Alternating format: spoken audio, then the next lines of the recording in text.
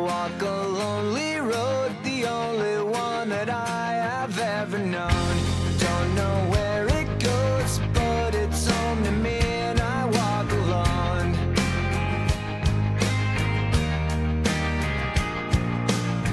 I walk this empty street on the boulevard of broken dreams, where the city sleeps and I'm the only one, and I walk alone. I walk alone, I walk alone. I walk alone, I walk up. My shadow's only one that walks beside me. My shallow heart's the only thing that's beating. Sometimes I wish someone up there will find me.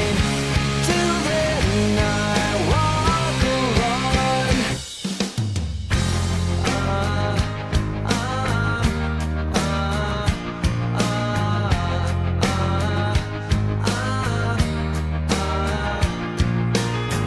I'm walking down the line that divides me somewhere in my mind, on the borderline of the edge and where I walk alone.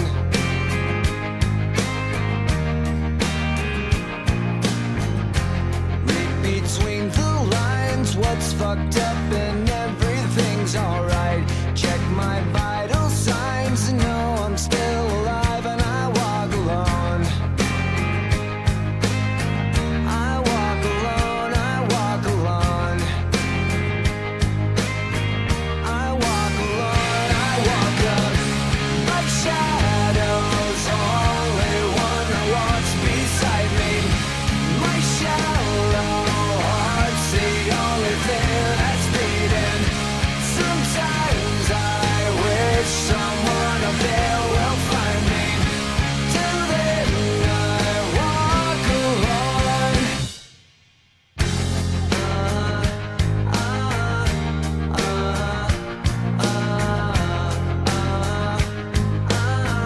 I walk alone, I walk up.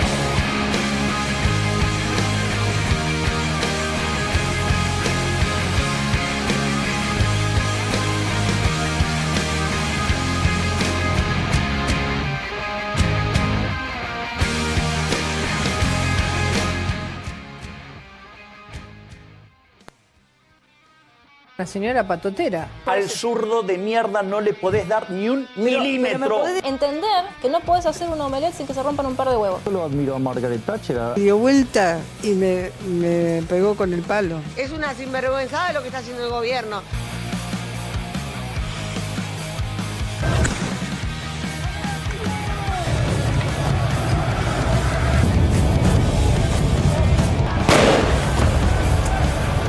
No perdono a ninguno de esos.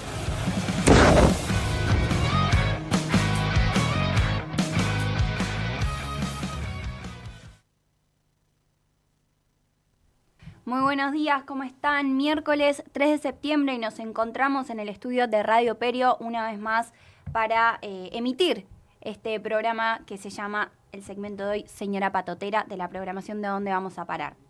El lunes pasado reflexionábamos un poco acá en la editorial de cuánto realmente es lo que estamos dispuestos a tolerar para seguir sosteniendo un modelo del país como el que tenemos hoy en día. Nos cuestionábamos realmente cuál es el punto de inflexión que nos puede hacer resignar cuestiones morales de no me gusta determinado referente político, no porque estos robaron, no porque estos están sucios. Dejar de lado todo eso para objetivamente construir un país donde no todo es la crueldad y donde la ficción no sea la realidad atroz que estamos viviendo hoy en día, ¿no? Y previa a la semana de las elecciones, estamos en previa semana de elecciones legislativas, algunos dicen que se juega un país, que es la oportunidad para cambiar la realidad que estamos viviendo. Todas las frases que resurgen, obviamente, de plenas campañas políticas de cara a las elecciones. Y yo claramente coincido con eso, coincido en que cada elección es un momento central en la vida de un ciudadano, en la historia de un país, pero no solo porque es un derecho, sino porque también es una obligación que tenemos como argentinos. Pero yo no malinterpreto a la gente pensando que no entiendan la importancia del voto, sino que entiendo que nadie los está realmente convocando a votar. Y no porque no vayan y hablen con los vecinos, ni propongan proyectos, sino porque cuando están en el poder se venden bancas, se compran jueces y tardan 1000 años en determinar un fallo. Y lastimosamente, hoy en día estamos en un país de decadencia por errores del partido político anterior, porque tampoco nos podemos hacer los boludos y decir que todo esto es culpa de la derecha, porque todo esto desencadena de los errores que se cometieron de antemano. El cuatrimestre pasado, además, hablábamos con Fernando Borroni, periodista, quien también dio clases en esta casa de estudios, y coincidíamos en que, por ejemplo, la foto de Olivos fue el punto de quiebre del gobierno anterior de Alberto Fernández. Y ahora que se les dio la pauta de que con este gobierno íbamos a estar mejor. ¿Qué nos dio esa pauta? Si votamos a un tipo que en plena pandemia salía a las calles a decir que la pandemia era una mentira, que nos estaban confinando al pedo, que las vacunas eran un error, que nos encerraban sin un propósito, y al mismo tiempo la gente se estaba muriendo. Entonces, no los votamos por la foto de Olivos, pero bancamos a estos que ni siquiera respetaban el aislamiento. O nos olvidamos también de eso. Esos que hoy corren porque la gente no los aguanta en la calle, que se suben a una moto y los tiran de la camioneta porque no se bancan ni entre ellos, porque están tan sucios, son los mismos que crearon esta propia Argentina en decadencia. Veníamos hablando, no es de ahora que esto nosotros lo venimos hablando, sino que hay más de 2 millones de argentinos que hoy viven del pluriempleo. El salario docente cayó más de un 40%. Justo ayer me reuní con mi tía y me decía que bueno, esta parte del año es más corta para vos porque siempre terminan antes, ustedes pueden adelantar las materias, podemos promocionar las materias gracias a una política de esta institución. Y yo le digo, no, la verdad que no. La verdad que eso no pasó el año pasado. La verdad que el cuatrimestre pasado fue también bastante difícil de llevar a cabo. Y me preguntó por qué. Y yo le digo, porque no paramos de tener paros. Porque a los docentes y a los trabajadores no docentes de esta facultad y de todas las universidades públicas del país no les alcanza para llegar a fin de mes. Entonces los estudiantes tenemos que seguir viniendo porque se atrasan las clases, se atrasan los parciales. Es toda una bola de nieve, como ustedes ya sabrán.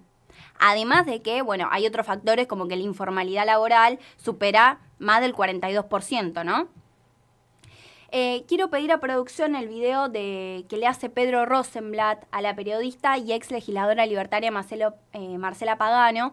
Escuchemos un poco lo que dice y seguimos conversando de estos temas.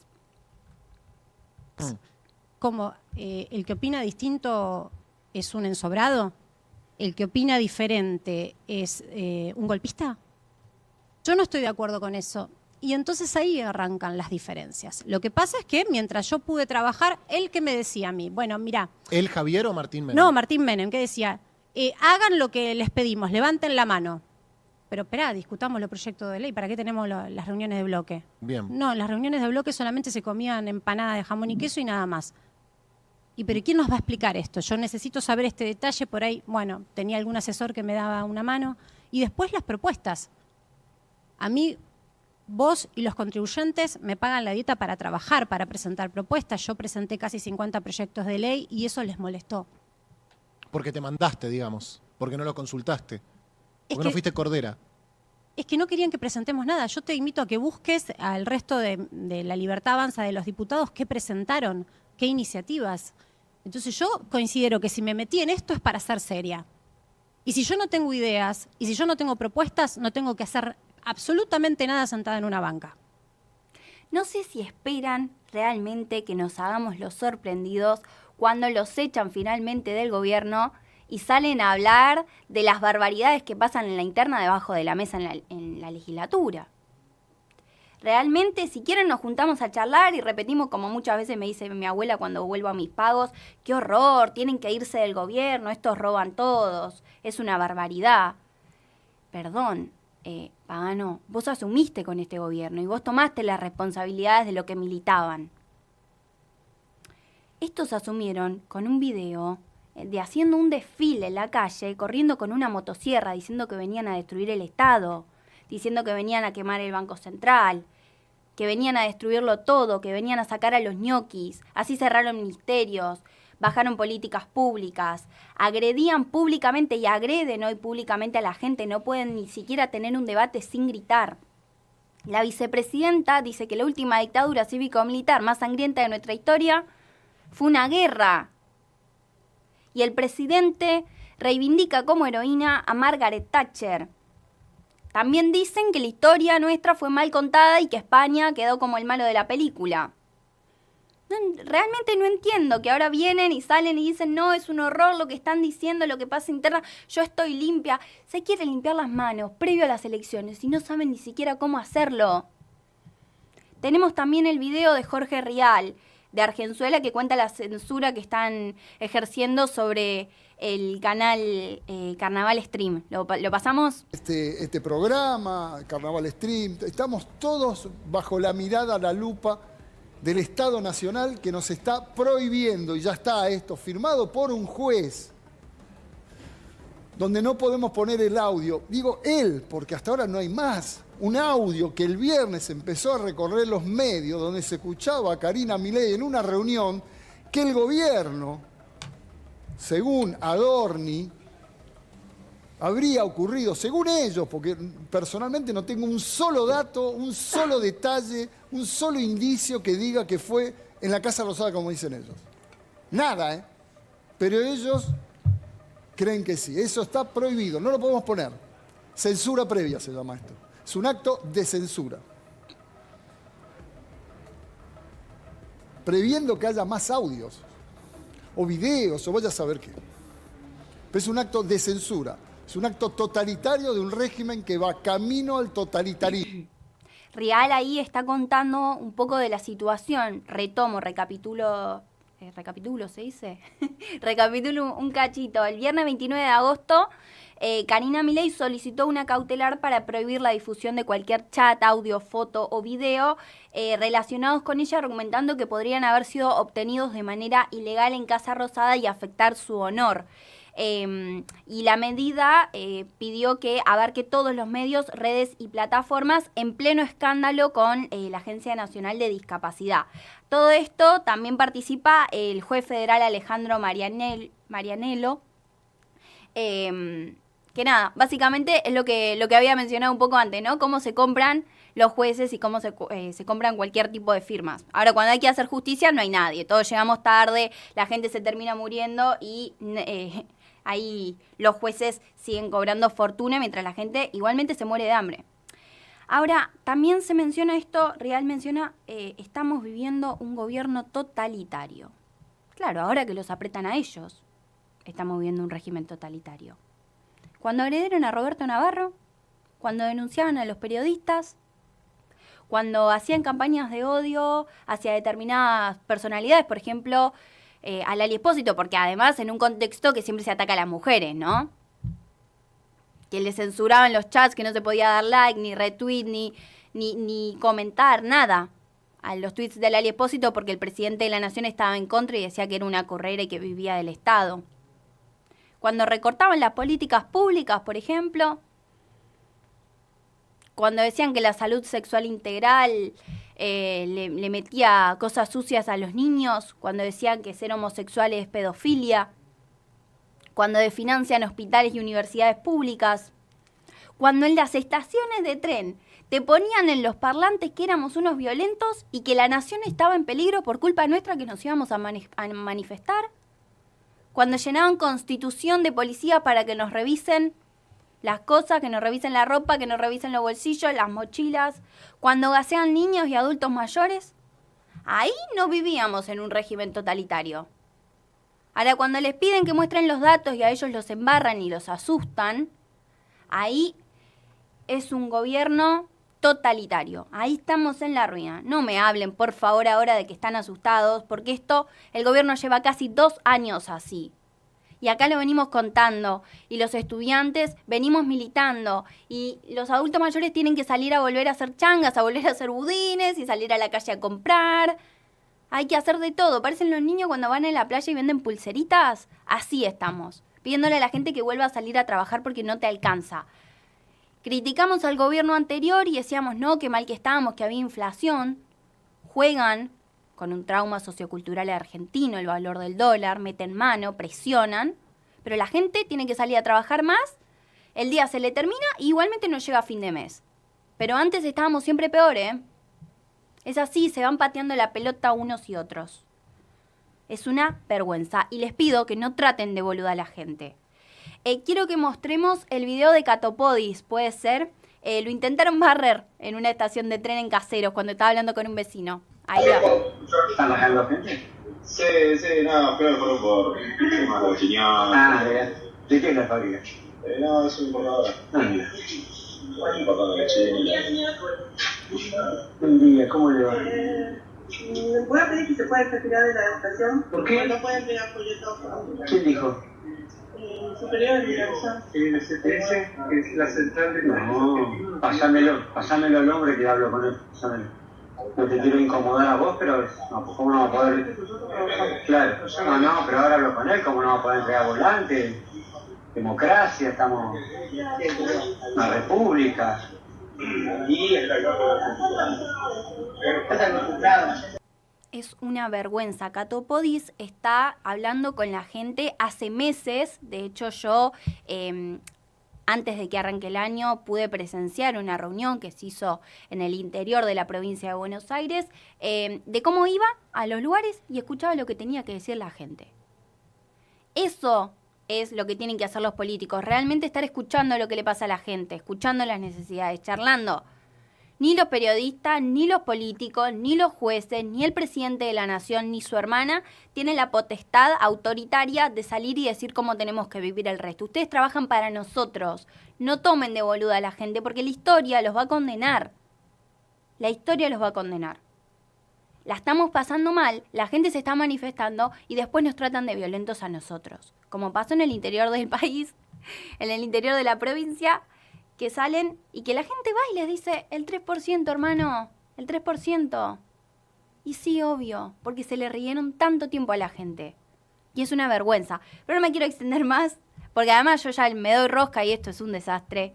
Tenemos una gran mesa, tenemos una nueva integrante del equipo en A Dónde Vamos a Parar, así que vamos con un separador y ya arrancamos el resto del programa. La señora patotera. Al zurdo de mierda no le podés dar ni un milímetro. Entender que no puedes hacer un omelette sin que se rompan un par de huevos. Yo lo admiro a Margaret Thatcher. Dio vuelta y me pegó con el palo. Es una sinvergüenzada lo que está haciendo el gobierno.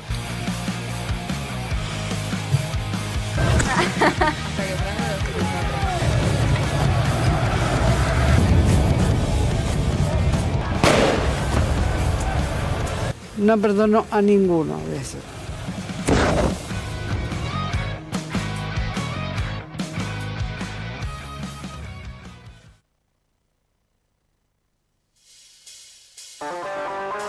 Ahí volvimos y a diferencia del cuatrimestre pasado, hoy me acompañan dos grandes comunicadoras, Chabela Dona y Nerina Van Domcelar. Ahí está, me estoy aprendiendo los apellidos todavía, me cuesta un poquito. ¿Cómo andan, chicas? ¿Todo bien? Todo bien, Manu, ¿vos? Bien. ¿Cómo va, Neri? Por suerte, todo tranquilo. Bien. Chabe, vos venías igual, estás los martes. Sí, yo venía no los es que sos martes. nueva para estas cámaras. No, me incorporé a Señora Patotera, eso sí es una novedad. Eso es una novedad. Y Neri, vos, bienvenida al estudio de Radio Perio. Muchas gracias, estoy muy contenta, la verdad, de estar acá y nada, aportar. Estoy muy contenta, realmente. Perfecto. Chavi, contame un poco qué está pasando con PAMI y los sobreprecios. Bueno, en estos días hubo una investigación reciente, más llevada adelante por Luciana Geu, una periodista muy reconocida que trabaja en TN. Entre ella y otros colegas más, la realidad es que hubo un descubrimiento que había unos sobreprecios en PAMI respecto a la compra de lentes intraoculares. Esto tiene que ver con la punta del iceberg, quizás, de muchas cosas que están saliendo de cara al gobierno, de cara a los hechos de corrupción, y esto quizás no se puede llamar tan apresuradamente de corrupción, pero sí es una investigación que está en curso y que es de mínima irregular. Esto tiene que ver con que hasta julio de este año el sistema funcionaba de forma que los oftalmólogos compraban lentes para las operaciones de cataratas y luego el PAMI las reembolsaba, ¿no? Como Sí. que había esa distribución. Después hubo un cambio de modalidad a partir del 1 de agosto, donde directamente el PAMI cambió la modalidad, centralizando ellos la compra de estos elementos y después la distribución de los lentes a los respectivos, directamente a los 5 laboratorios que hacen la distribución, ¿no? Esto supone un cambio de modalidad simplemente, y hasta ahí podemos pensar que eso está bien, digamos, porque es solo un cambio de modalidad y vos podés creer que a mayor volumen, mejor precio te van a hacer, ¿no? Eso es lo que arrojaba supuestamente en el común del razonamiento el cambio de modalidad. Pensamiento crítico. Claro, esto es en teoría cómo debería funcionar cuando uno hace este tipo de cambios. Sin embargo, hubo una investigación, como decía recién, a partir de Luciana Geuna y otros colegas, que descubrieron que había en esta nueva modalidad y en esta nueva compra de estos lentes para cataratas sobreprecios, ¿no? Vamos a pedir el video de Luciana Geuna, la parte 1, para empezar a adentrarnos en el tema y cómo fue esta cuestión. Y después vamos a comentar. Porque cuando vos vas a la licitación, que es la 1560, y vos pones la factura de compra, que si vos, Ernesto, o yo llamo ahora al laboratorio, misma marca, mismo laboratorio, misma lente, no es que ellos están comprando unas mejores o lo que sea, es misma marca, mismo laboratorio, misma lente. Yo pasé ayer 4 ejemplos de facturas de compra de las lentes versus la licitación, están con una diferencia de 5 veces. O sea, una lente que es bastante más barata de lo que yo creía, de estas monofocales tradicionales, laboratorios, sale más o menos 36.000 pesos más IVA, y las están pagando, depende cuál, porque se distribuyó a 5 laboratorios esta licitación, 5 veces más. Bueno, ahí como decía Luciana Geuna, el problema que hubo y lo que se descubrió a partir de este cambio de modalidad es que ellos no quisieron hacer un cambio de modalidad para encontrar precios mejores y que después los jubilados que acceden al PAMI y necesitan estos lentes para operarse de cataratas puedan tener un mejor precio, sino justamente para controlar ellos la compra y cobrárselas más caros. Como decía Luciana Geuna, de 4 a 10 veces más caro. Sí, no, una locura. Claro, y estamos hablando de las personas, como hablábamos estos días mucho de los discapacitados a partir de lo que pasó con Españolo, y esto también se trata como de las personas, digamos, más vulnerables que tenemos en nuestro país, que son los jubilados, están los discapacitados también a partir de lo que pasó con Españolo, que son digamos, causas que tocan muy sensibles las fibras de las personas, porque estamos hablando justamente de las personas que no tienen esos recursos, que incluso les cuesta mucho acceder a las cosas que ellos necesitan para vivir dignamente. Y acá tenemos un cambio de modalidad del PAMI que los perjudicó, digamos, a partir de estos sobreprecios. Entonces, como decía Luciana, algo que vos conseguías a 36.000 pesos, ahora lo estás consiguiendo, por ejemplo, a 150 o 280.000 pesos, que es una locura, es 5 veces más de lo que... No, terrible. Y el precio de una jubilación también. Sí. No, y olvídate. ¿No? Como que si estamos hablando de jubilados también, que están en una situación de emergencia, que nunca les aprueban el presupuesto ni les suben el bono. No, total, es que los jubilados justamente son los que peor cobran en este país, entonces que hagas estos chanchullos, no solamente que está mal desde un lugar ético y moral y es delictivo, digamos, sino que también te estás metiendo con personas que realmente no pueden acceder. Tenemos una segunda parte para hablar de también el tema de la calidad, ¿no? ¿De los medicamentos? De los lentes, sí. ¿De los lentes? Sí. Yo te juro que cuando apenas lo vi pensé que no podía ser cierto. ¿Viste? Cuando vos decís esto no puede ser así, yo me estoy equivocando con algo. Pero empezamos a cotejar. Además de que el chat, si vos ves el chat de los oftalmólogos, no sabes lo que es. O sea, es espanto y de todo el mundo diciendo esto es un desastre, esto es un curro, alguien que me explique qué pasó. Pero supongamos que eso puede ser un error de ellos. Yo me puse a elaborarlo periodísticamente en profundidad hablé con referentes históricos del PAMI, les mostré todo, les pasé las facturas, sabían de qué estábamos hablando. Y porque todo el mundo coincide en que es un sobreprecio escandaloso. Todo el mundo coincide en que no tiene explicación, por lo menos el precio que están pagando por un producto que si vos lo compras o yo lo compro nos sale 4 o 5 veces menos. Yo te juro que cuando apenas... Bueno, ahí esto que decía Luciana, de bueno, yo fui a investigar, hablé con gente del PAMI, le pregunté por esta situación y ninguno se hacía cargo, tiene que ver con que hubo, además de que hubo sobreprecio en los lentes intraoculares para la gente que se opera de cataratas, hay una cuestión de bajar la calidad, ¿no?, de este producto. Por ejemplo, uno se puede hacer la pregunta de ¿la calidad es una excusa para elevar el precio, ¿no? de estos elementos y decir, bueno, te lo cobro 4 veces más caro, pero es mucho mejor? No, ni siquiera eso. Y eso también es lo escandaloso, porque cuando los periodistas fueron a consultar a PAMI, argumentaron que no se podían comparar porque estos eran de mejor calidad. Pero la realidad, lo que pasó es que cuenta Luciana también que hay como una sustancia que pertenece a estos lentes intraoculares que no sé si la voy a decir bien, pero es una sustancia vascolástica que es como la que tiene que funcionar bien para que el producto sea de buena calidad. Y estos productos no justificaban esa diferencia porque hubo denuncias de que hubo jubilados que accedieron a estos elementos que le proveyó PAMI y esta sustancia no estaba en buen estado. Uno de los laboratorios entregó lentes defectuosos que terminaron con jubilados con inflamaciones en los ojos. Imagínate para alguien que se opera de eso y que ya de por sí es muy tedioso que te metan los elementos esos en el ojo y es una zona muy débil. Muy delicada también, y sobre todo para hacer un seguimiento lo que cuesta acceder a un turno con un médico del PAMI también, por la excesiva demanda que hay, o sea, eso también. Y la movilidad de los jubilados también de tener que ir al médico. O sea, hay un montón de factores que son perjudiciales para la salud de estas personas y que no se están poniendo en visibilidad, ¿no? Y que también perjudican cada vez más esta situación. O sea, creo que es una indignación total por parte también como que sigue un ataque del gobierno nacional también hacia los más vulnerables, hacia los jubilados, con todo esto que vos contás también, Manu. Sí, tal cual. Así que bueno, esos lentes que ellos proveían lo tuvieron que sacar de circulación porque le causaron lesiones muy graves en los ojos a los jubilados del PAMI. Encima de que te cobran carísimo, encima de que vos no tenés la plata para pagarlo y ponerle que la ponés porque lo necesitas, después te vienen lentes de mala calidad que te terminan en el hospital. O sea, es como todo un sinfín de... Una bola de nieve. Sí, una bola de nieve No que no termina para, de hechos que nada, y que se escapan de lo que en realidad debería ser la tarea del gobierno, que sería, y de los organismos del gobierno, en este caso PAMI, que es cuidar a los abuelos y a las abuelas.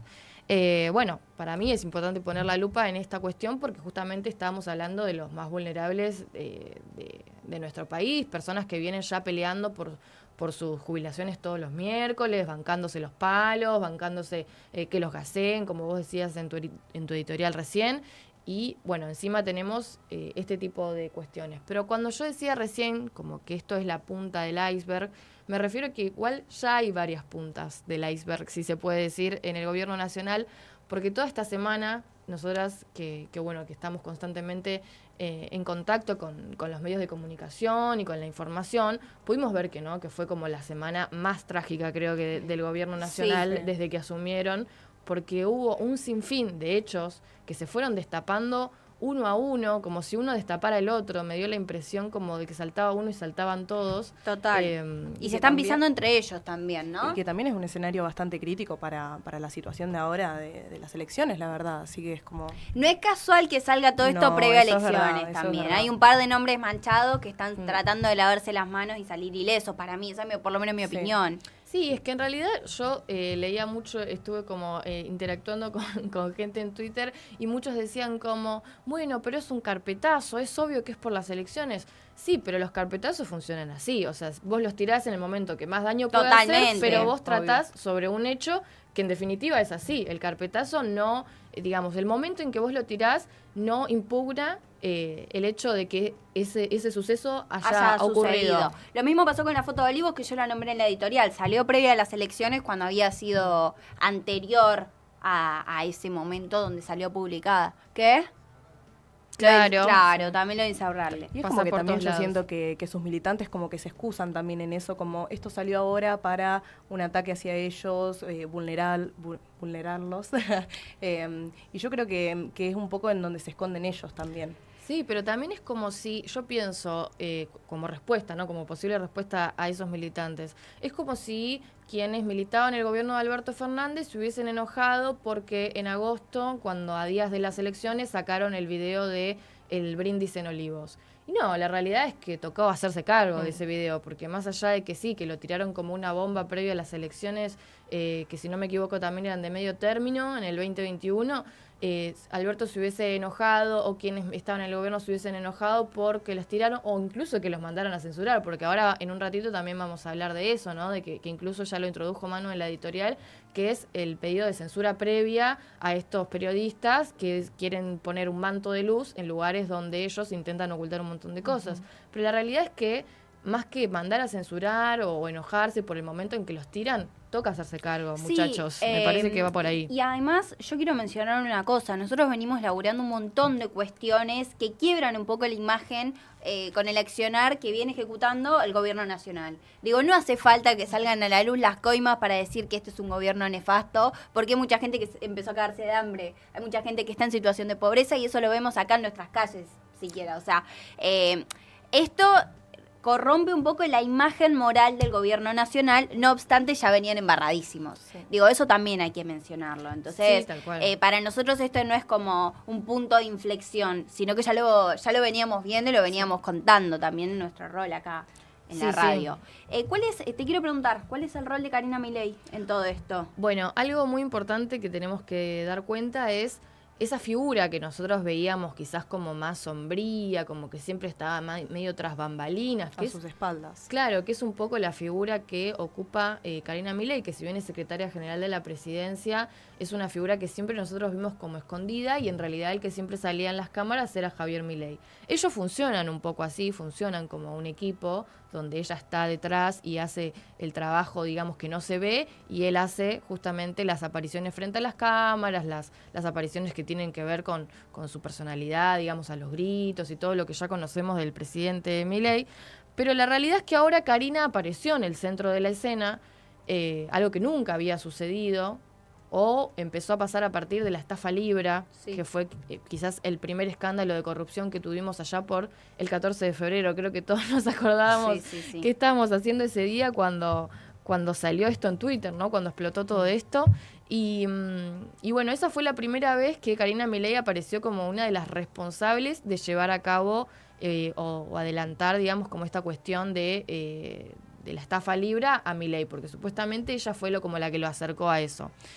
Después, en segundo lugar, Karina aparece por segunda vez ligada a la recaudación de fondos, en este caso como hablaba recién Manu, el famoso 3%, que ahora ya es jingle, está... Sí, lo pedimos.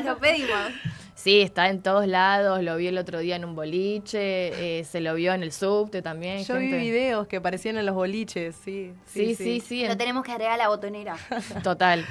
Bueno, todo a partir de un jingle de gelatina que, bueno, ellos hacen como un trabajo maravilloso con esos jingles que pese a que las cosas son muy, muy tristes en el panorama, esos jingles en particular nos alegran un poco el día, ¿no? Motorizan un poquito, también hay que decir. Y que también pasaron de fuera del programa también, como más de la audiencia de gelatina, esto se fue difundiendo y se hizo, es como decimos, tipo muy grande, hasta pasarlo en boliches, en lugares ¿Será el tema del verano? ¿Será? ¿Acaso? Pareciera, todo va para que sí. Bueno, cuestión que a partir de lo que pasó con las coimas de la ANDIS, la Agencia Nacional de Discapacidad, con el titular Diego Españolo, donde se lo vio a él, o donde se lo escuchó, mejor dicho, a él, como si fuese en una situación de restaurante, porque se escuchaban como los platos, los vasos, como que se escuchaba como todo ese sonido ambiente. Pareciera, bueno, ser que alguien lo grabó y a partir de eso él le advertía, él le contaba a una persona que le había advertido a Javier Milei que su hermana cobraba coimas de la ANDIS, ¿no? A partir de la droguería suizo-argentina y que había como todo un entramado ilícito de cobro y pago de coimas. Esa fue la segunda vez que se la asoció a Karina Milei, digamos, con una cuestión de recaudación de fondos. Pero hay algo que yo quiero mostrar acá, que es un libro que es de Victoria De Masi, que se llama La hermana, el jefe, la soberana, que es un libro de una periodista que a mí en particular me gusta muchísimo, que es Victoria De Masi, y ella fue como la primera que hizo una biografía de ella, porque la verdad que no se conocía, ni se conoce tanto al día de hoy de Karina Milei, pero el libro lo que dice, y Victoria incluso lo repite mucho en las entrevistas, que Karina siempre fue como la recaudadora de Milei. O sea, como que Karina siempre hizo como ese rol de desde llenarte la heladera hasta cobrar algo de un trabajo.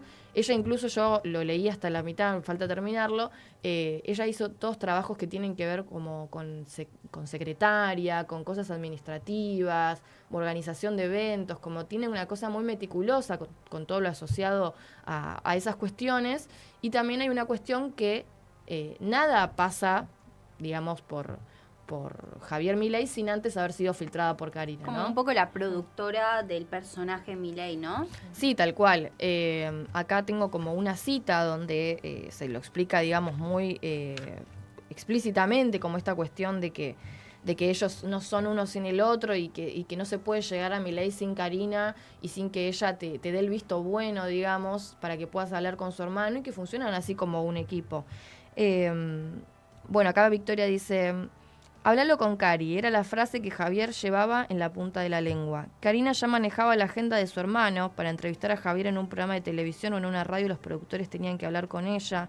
Lo mismo sucedía si una casa de estudios, una empresa o una organización de jóvenes pedía una charla con Milei. Un viaje para ofrecer una conferencia, háblalo con Cari. Un mensaje del estudio contable, háblalo con Cari. El pedido de un productor de TV, háblalo con Cari. Bueno, hay como una cuestión como súper endogámica, digamos, de ellos. Entonces hay una cuestión acá que es, sí, el escándalo del 3% la tiene como protagonista Karina, pero ¿qué tanto no podía saber Javier, no? Porque Obviamente sabía porque ellos hablaban todo. De hecho, corregime si me equivoco, pero Victoria nunca pudo contactarse con Karina explícitamente, Claro. sino que reconstruyó su imagen a través de distintos testimonios de sus círculos cercanos, que eso también habla de la calidad periodística del relato. Sí, y por lo que yo tengo entendido, la mayoría de los testimonios son en off. O sea, nadie quiere Poner la cara. Claro. Mostrarse. Claro, porque a todos le da como un cierto, no sé si miedo, pero sí como un resguardo de decir: yo con esta gente no me quiero meter. Karina es una persona que, si bien se muestra tranquila y demás, es una persona como pesada. No se hace, o sea, nadie hace lo que... Nadie decide por fuera de Karina o de lo que ella quiera. Y si lo haces, te tenés que ir, digamos, Total. del gobierno. Yo creo que también crearon como esta imagen de un gobierno que, al utilizar también estos discursos de odio, lo ven como algo mayor, como si les tuvieran miedo, creo yo. Sí, y no es casual que los audios que se difundan y que intentan censurar sean audios en un contexto donde estaban todas las personalidades cercanas al círculo de Karina, entonces que ella no pueda identificar concretamente quién difundió esos audios. Tal cual. Y después otra cuestión que, más allá de Karina Milei, estaría bueno poner el acento, que un poco lo hizo Manu en la editorial cuando comenzó a hablar, es, bueno, ¿qué pasa a partir de estos hallazgos, ¿no? de Karina Milei, ¿no? De Karina Milei y de todo el entramado del gobierno, porque son causas que se van destapando una a una. Pero la realidad es que también hay ataques a la prensa, hay ataques a periodistas en particular, hay ataques a los periodistas que quieren mostrar los audios, porque bueno, el de Españuelo se grabó en un lugar que pareciera, por lo que les contaba recién, ser un lugar público, como si fuese un restaurante, pero después hay un montón de audios que supuestamente verán la luz en estos días y que ya uno ya lo ha visto, aunque no se confiesa ningún delito ni nada de eso, es Karina Milei incluso hablando de Martín Menem. Se puede decir que hay periodistas que ya dijeron que ellos tienen más material, periodistas que pertenecen a Carnaval Stream, que incluso los iban a publicar hoy. La verdad que no estoy en contacto, pero quizás los publiquen hoy. Veremos qué pasa también, porque Sí, esto sí. es minuto a minuto también la trayectoria de todo esto que está pasando. Y el día de ayer, Jorge Rial participó de la Comisión de Libertad de Prensa de la Cámara de Diputados de la Nación a partir de esto que le pasó, ¿no? Si podemos pedir la producción, la foto y posteriormente los videos de Jorge Rial participando. Pero bueno, la realidad es que participó de una comisión de prensa que incluso él contaba que hace bastante que no se abría, denunciando no solamente lo que le pasó a ellos, sino también denunciando lo que pasó con Pablo Grillo. Bueno, ahí lo teníamos, la foto de Rial participando de la comisión de prensa, de libertad de prensa de la Cámara de Diputados, porque... ¿Por qué participa, no? Porque hubo un pedido de allanamiento a la casa de Jorge Rial, de Mauro Federico, de todos los de Carnaval Stream, denunciando que si ellos no paraban de mostrar los audios de Karina Milei, se le iba a hacer un allanamiento a las casas, se les iban a quitar las computadoras del stream, se los iba a vaciar de todo tipo de contenido. Inclusive de Tobiashino, que Tobillino, es sí. Tobillino, que es el dueño del canal. Claro, que es el dueño de Carnaval Stream. Después también tenemos un video de Real hablando y contando por qué está ahí y a qué se debe también un poco la censura. Así que... Estamos acá para denunciar una persecución del aparato del Estado contra particularmente nosotros, pero mucha gente más, que lo único que estamos haciendo es informar sobre corrupción en este gobierno. Creemos que esta es otra etapa, que este gobierno en menos de 2 años sistemáticamente ha hecho un plan que fue primero reprimir, cuando vieron que nadie apoyaba a los reprimidos, nadie los abrazaba a los jubilados, nadie velaba por los trabajadores. Estamos acá para denunciar una... Bueno, ahí lo teníamos a Jorge Real denunciando la censura previa, que eso es inconstitucional. Uno no puede allanar la casa de una persona, de un periodista, por revelar audios que encima son de conocimiento público. O sea, esto después lo empezaron a difundir. Pública. Claro, esto después lo empezaron a difundir. Lo que no fue público quizás fue el momento en que la grabaron o el lugar donde la grabaron, pero una vez que eso ya pasó a otro poder, los periodistas tienen la posibilidad de difundirlos y nadie tiene por qué allanarles la casa o los lugares de trabajo por el hecho de ir en busca de la verdad. ¿Cuántas veces le han pinchado el teléfono a Cristina, no? Por ejemplo. Y sobre todo que es gente que trabaja en el Estado y nosotros tenemos la obligación de publicar porque hay gente que no puede, digamos, denunciarnos por publicar este tipo de información porque hay gente que trabaja en servicios públicos. Sí. Entonces, bueno, digamos, necesitamos que haya una garantía comunicacional de lo que están haciendo en su gestión. Sí, y aparte hay una cuestión ahí de denunciar ellos que los audios son falsos, pero si son falsos, ¿por qué no querés que se publiquen? Entonces hay como todo un entramado ahí que vos decís, si estás limpio, incluso esto es una frase que dijo el propio Milei, si vos estás limpio no tenés miedo a que te auditen.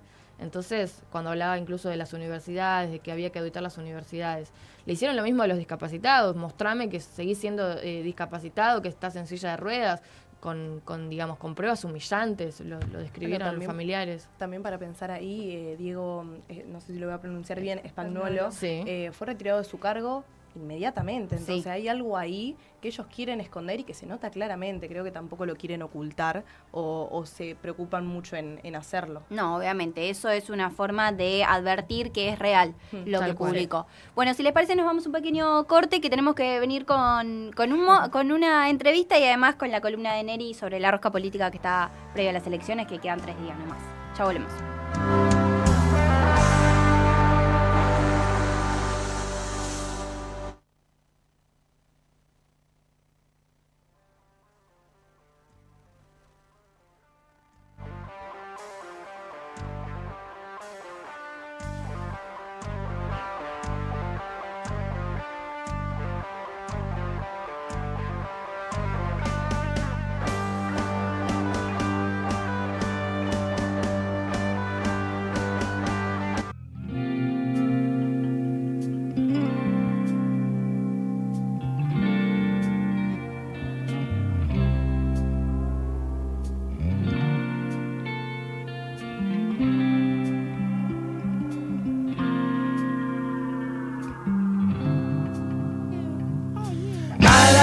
Spiked with pain and music is my aeroplane. It's my aeroplane.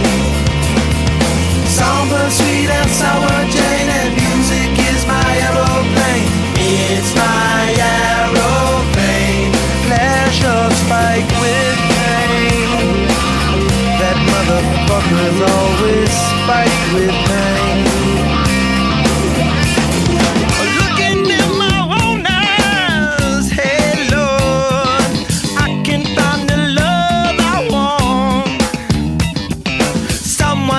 Slap me before I start to rust, before I start to decompose.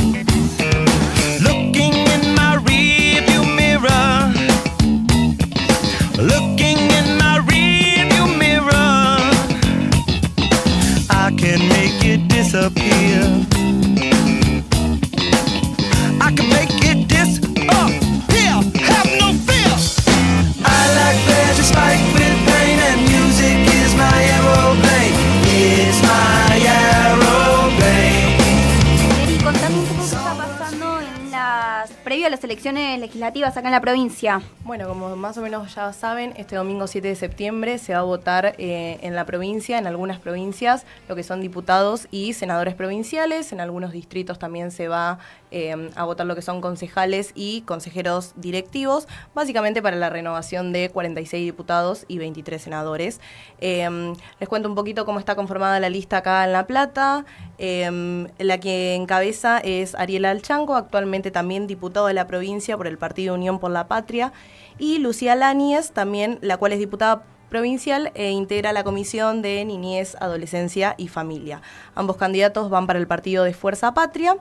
Y por otro lado, La Libertad Avanza cerró su lista con Francisco Adorni, el hermano del vocero presidencial. Él es el que encabeza la lista, cuando hasta el sábado, la verdad, antes de presentar la lista, él iba tercero.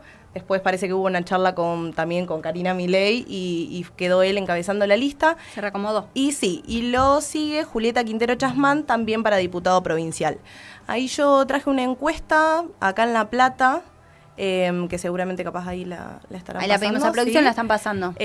Donde dice que los partidos que más apoyos tienen acá son, bueno, Fuerza Patria, un frente peronista y La Libertad Avanza, que se unió en estas elecciones con el PRO. Ahí creo que sí, lo están mostrando. Qué raro que se tiñeron de violeta. Sí, ¿Te lo esperabas? sí. ¿Fue Ni el nombre pudieron poner, la verdad.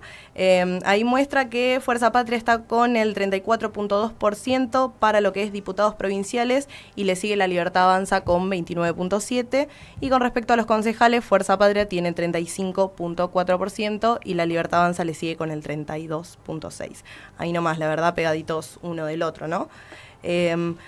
Nada, me parece como que está ahí de todo bastante jugado, la verdad. Polarizado. Sí, yo creo que esta crisis que está también viviendo el gobierno va a mostrar un poco cómo se preparan después de esto también para las elecciones en octubre, ¿no? Creo que... Sí, que ahí tuvimos un debate el lunes con Sí. Franco, que también hace columna de La Rosca los lunes. ¿Qué opinas qué define esta elección, más bien?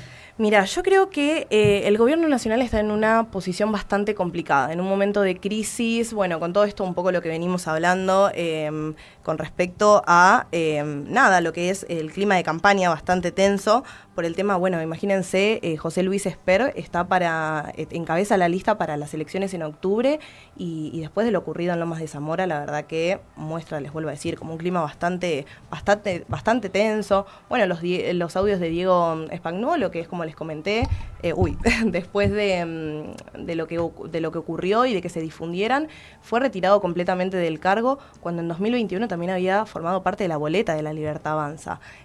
Y muy amigo de Milei también. Muy amigo de Milei, sí.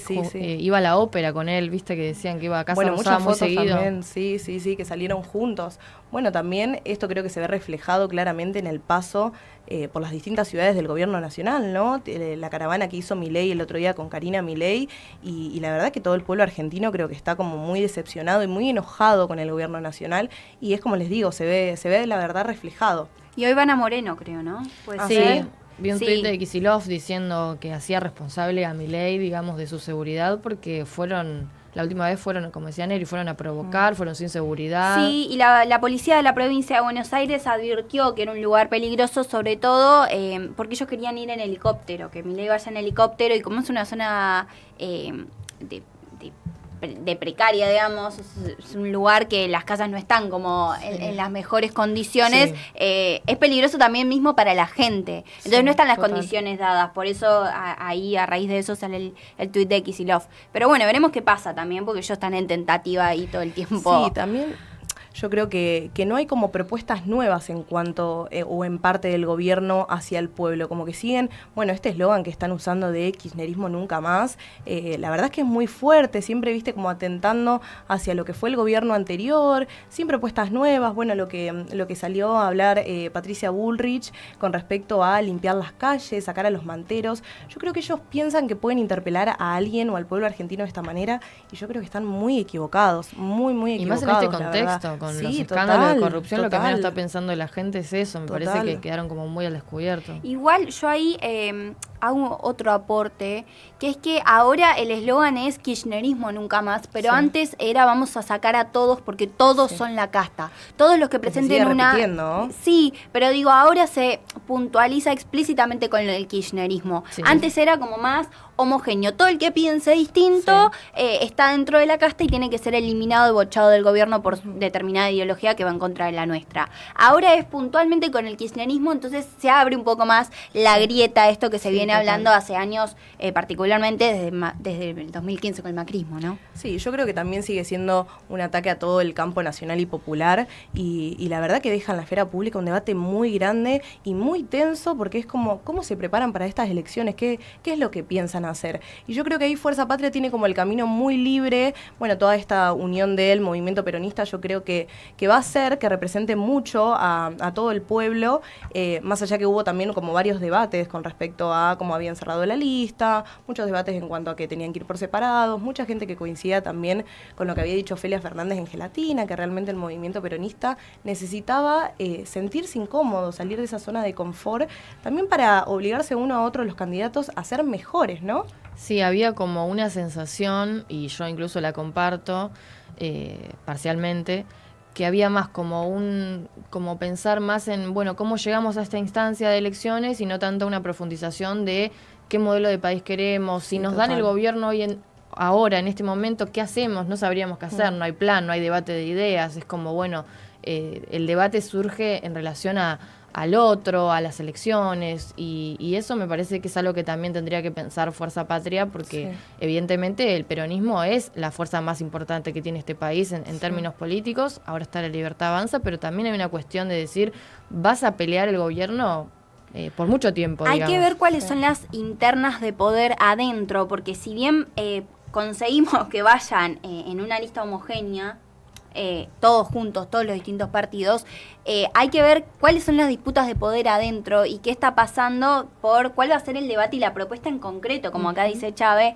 que va a proponer el peronismo, ¿no? Porque si no va a pasar un poco, bueno, jugamos al títere, como pasó, como se decía que pasó con el gobierno de Alberto Fernández. Sí, está bien, vamos todos juntos, pero vamos a ver qué proponemos, porque la gente la está pasando mal realmente, entonces eso es un poco el debate. Sí, el famoso unidad, pero unidad para qué, digamos. Claro. El sumar fuerzas, como ellos dicen. Bueno, yo traje ahí un video también de las propuestas de La Libertad Avanza, para que yo la verdad es que vi el video y me quedé completamente helada, pero nada, para que también lo comparemos un poco con otro que traje de Fuerza Patria, no sé si ahí... Dale, lo pasamos. Me da un poco de miedo. No, la verdad es terrible. Los planeros van a ir a votar. El aparato clientelar del kirchnerismo va a ir a votar. Vos no podés faltar. Si no elegís vos, eligen ellos. Este 7 de septiembre, anda a votar para decir fuerte y claro, kirchnerismo nunca más. Son una vergüenza. Pero no hay ideas. O sea, no hay ideas. No, es como que solo se encierran en ese eslogan y en ese lema y nada más sale, la verdad es terrible. Tenemos el de Fuerza Patria para pasar. Sí, ¿Querés que lo pasemos ahora pasen. si comparamos? Fuerza Patria no es una consigna vacía. Es lo que somos cuando nos juntamos. Es lo que nace del corazón de la gente que no se rinde. Es la fuerza de los trabajadores que madrugan cada día y enfrentan la crueldad del ajuste, pero siguen adelante. Porque saben que son parte de algo más grande. Es la fuerza de los jubilados, que dieron su vida entera por esta patria y merecen descansar con dignidad. Sin que los caen a palos por reclamar sus jubilaciones. Es la fuerza de las madres que crían solas, que hacen rendir lo que no alcanza y que aún así no resignan la ternura aunque el sistema las deje solas. Es la fuerza de los estudiantes y de sus docentes, que insultados y maltratados siguen apostando al conocimiento como herramienta de libertad. De verdadera libertad. Es la fuerza de los médicos y de los científicos, que dedicaron y siguen dedicando su vida a cuidar y a descubrir, a pesar de que hoy son señalados como enemigos por un gobierno que los desprecia. Es una fuerza que no divide, que abraza, que une, que construye. Porque si algo aprendimos es que la única salida se construye con unidad. Y que el futuro no se espera. Se gana con inteligencia, valentía y con esperanza. No es una consigna vacía. Es la fuerza de nuestra patria. Bueno, ahí hablaban de que no es una consigna vacía. Te quiero hacer una pregunta. Sí, se rumoraba hace unas semanas que desde Casa Rosada hablaban de que no importaba si la gente no iba a votar porque ese voto en blanco igualmente iba a ayudar al Partido Libertario. Ahora el eslogan, como vos bien traes, es anda a votar porque es importante tu voto. Entonces ahí hay un cambio de discurso, ¿no? Sí, yo creo que tiene que encabezarse muy bien la idea de que es importantísimo, yo creo que lo habían hablado un poco en el último programa, es importantísimo que hoy en día la gente se presente a votar, también porque es nuestro derecho, es básicamente la línea de la democracia y es lo que tenemos que hacer. Y nada, me parece que también el discurso de Fuerza Patria es esta idea de, bueno, todos juntos realmente podemos proponer un cambio y generar un cambio. Y bueno, esto de sumar fuerzas realmente para que a ver si el país puede mejorar un poco realmente y lo tenemos a los diputados ahí. Sí, esperando. sí. Y ya no se ven como los grandes series. Ahora voltearon los 6 decretos porque se decía que no estaban, no correspondían a las facultades delegadas del presidente Javier Milei. Entonces empezamos como un poco a romper esa figura ya del todopoderoso, ¿no? De que el presidente tiene toda la potestad absoluta sobre la política. Eso también es importante de ver, ¿no? De contemplar. Y algo muy llamativo también de las propagandas de campaña era que, por ejemplo, La Libertad Avanza pone recontra el foco en el kirchnerismo, incluso más que en sus propias propuestas o sus propias ideas. Se ve incluso súper chiquitito el logo de La Libertad Avanza y el de kirchnerismo nunca más gigante. Y después, por otro lado, también se ve el de Fuerza Patria, que hace foco en sí mismo, como en esa fuerza de quienes componen el partido o este frente de elecciones, digamos. Como me parece que hay como una diferencia ahí de cómo se cuentan, cómo se narran de cara a las elecciones. Sí, sí, total.